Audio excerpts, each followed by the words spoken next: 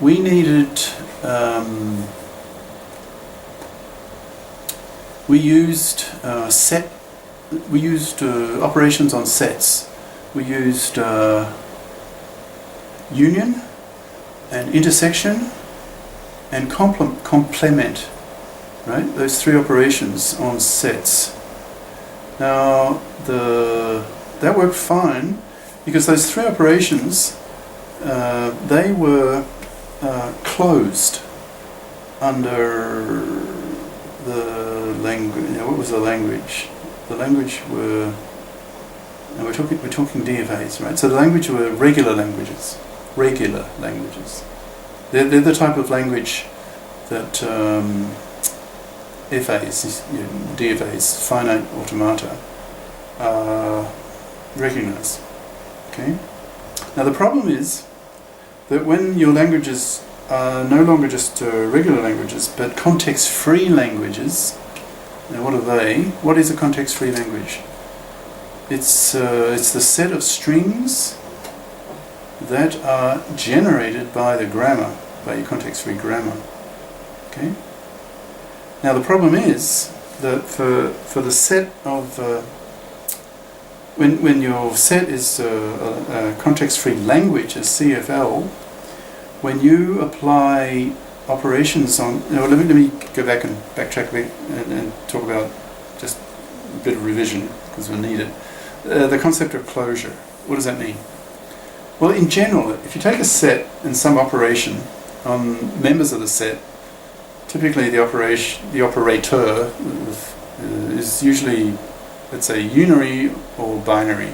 If it's unary, that operator, some symbol that tells you to do something, will operate on one member of the set. For example, say the set's the real numbers, and the operator is square root of, or positive square root of, so that will operate on just one number, right?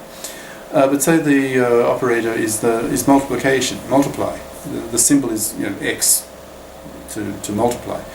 Well, that's a binary operator. It operates on two members of your set, two real numbers. Okay, and you get a result.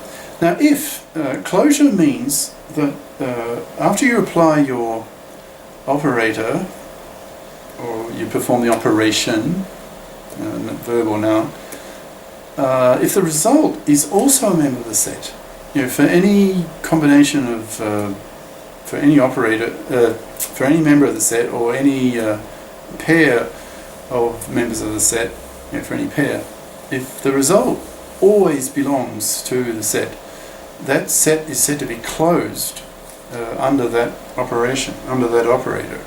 Okay? So closure just means the result also belongs to the set, effectively. Okay? Well, the problem is when your set is a context-free language, not closed. It's not closed under the operations of taking the complement of the set. It's not closed under intersection, taking the elements in common between two sets. And what's the other one? No, all those two, right? Only two? Complementation. Yeah, no intersection. Right, so you don't have closure. So that means if you're going to use the symmetric difference type technique, that's not going to work because symmetric difference uses operations like the complement and intersection. Okay, so that's not going to work. So now showing that may be new to you. In fact, we haven't done it yet because we haven't done the problem solving session. But exercise 2.2, the second exercise of chapter 2, it's on page 130 in your text. And that exercise in turn used an example that we did do in the lectures, in these sessions.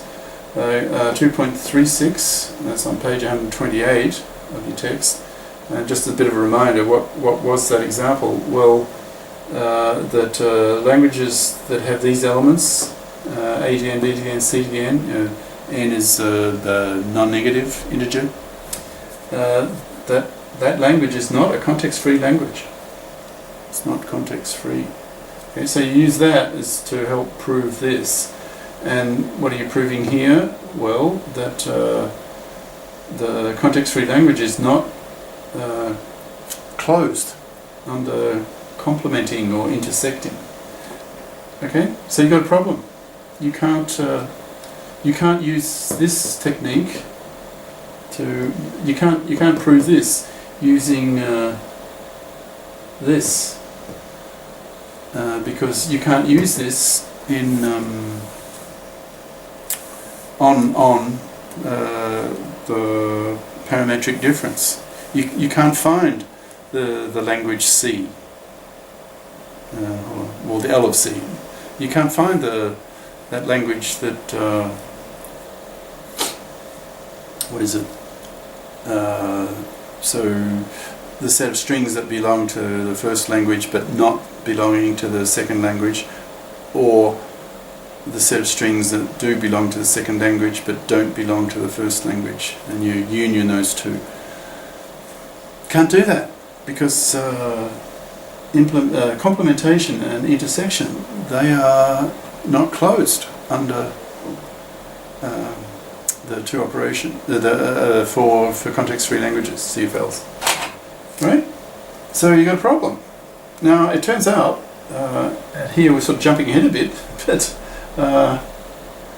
asking the question whether two context-free grammars generate the same language, that question turns out to be undecidable. In other words, there is no Turing machine, there is no algorithm that decides that question, yes or no, whether the given any two context-free languages, any two context-free grammars. This is the question, isn't it? Yeah.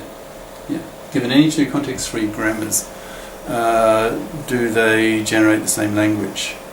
That question is undecidable. And in chapter 5, we will actually prove that. So we're getting a foretaste now of this earth-shattering, jaw-dropping conclusion that you can actually prove something to be unsolvable. Some problem can be provably unsolvable. I mean, what a concept! I mean, let that sink in. Provably unsolvable.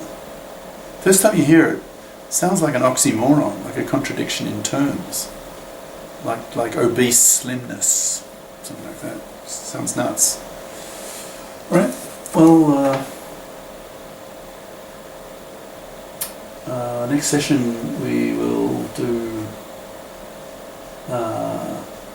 another theorem. That'll be theorem 4.9, and it says that every context-free language is decidable. So we're dealing with yet another language and showing that it's decidable. And that's only about a square and a half. It's not too difficult. Okay, I'll stop there.